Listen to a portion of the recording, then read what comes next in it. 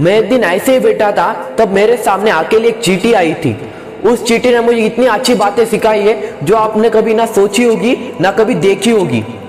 Point first, if you with yourself you don't have to fear. अगर तुम तुम्हारे साथ हो तो तुम्हें डरने की कोई जरूरत नहीं। जब मैंने उस चींटी को देखा था तब वो अकेली थी, लेकिन फिर भी वो रास्ता ढूंढ रही थी। हम अक्सर जानते हैं कि चींटियां बहुत बड़े ग्रुप में होती है, जिसकी वजह से उनको आसानी जाती है रास्ता ढूंढने के लिए, अपने घर की तरफ जाने के लिए।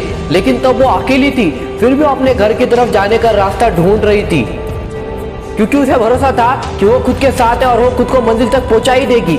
ऐसा भरोसा हमें खुद पे होना चाहिए कि भाई मेरे साथ कुछ भी हो, मैं खुद के साथ हूँ, मैं खुद को मंजिल तक पहुंचा ही दूंगा चाहे कुछ भी हो जाए। ऐसा भरोसा हमें खुद पे होना चाहिए। ये बात जो हमें उस चींटी से सीखनी चाहिए जो अकेले होकर भी अपना रास्ता घर की तरफ जाने का ढूंढ रही थी। Point second, never stop with situation. मैंने उस अकेली चींटी को देख के उसके रास्ते में अड़चनें डालना शुरू कर दी। पहले मैंने उसके आगे अपना हाथ रखा तो हाथ के बाजू से आसानी से निकल जा रही थी। उस चींटी से हमें यह सीखने को मिलता है कि अगर कितनी भी प्रॉब्लम है, सिचुएशन कैसी भी हो, कोई तुम्हारे सामने कितने भी टांग अड़े, लेकिन उससे रुकना नहीं है, बस चलते रहना है, अपने मंजिल की तरफ बस चलते रहना है। उसके रास्ते में मैंने अड़चनें डालते डालते मैं थक गया, लेकिन वो नहीं थकी, वो अपने मंजिल की तरफ बढ़ती रही। इसे कहते हैं नेवर स्टॉप इन सिचुएशन। कभी भी सिचुएशन के वजह से मत रुको, चाहे कितनी भी खराब सिचुएशन हो, बस चलते जाओ, चाहे स्लो चलो या फास्ट चलो, बस चलते जाओ, अपने मंजिल की तरफ आगे बढ़ते जाओ। कंसिस्टेंसी तब नहीं होती जब तुम्हारे पास सब सही हो और तुम कंसिस्टेंट हो। कंसिस्टेंसी तब होती है जब तुम्हारे साथ सब गलत हो रहा है और फिर भी तुम कंसिस्टेंट हो। ये बात हमेशा याद रखना। मैंने जब उस चींटी को अपने मुट्ठी में थोड़ी देर के लिए बंद किया तो वहां पे पूरा अंधेरा था, लेकिन फिर भी वो वहां पे मेरे मुट्ठी के अंदर से निकलने का रास्ता ढूंढने लगी। वो अंधेरे में भी रास्ता ढूंढ रही थी, क्योंकि उसको भरोसा था कि रास्ता कहीं ना कहीं से तो होगा ही।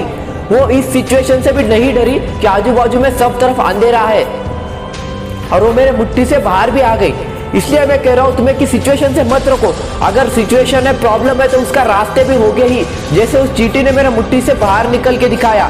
मुट्ठी सब तरफ से बंद होती है, फिर भी वो बाहर निकली एक छोटे से गैप से। यही तुम्हें बात याद रखनी है कि अगर प्रॉब्लम है तो उसका किधर ना किधर छोटे से गैप में सोल्यूशन तो होगा ही। Point 3, be slow by the problem but after run faster then before.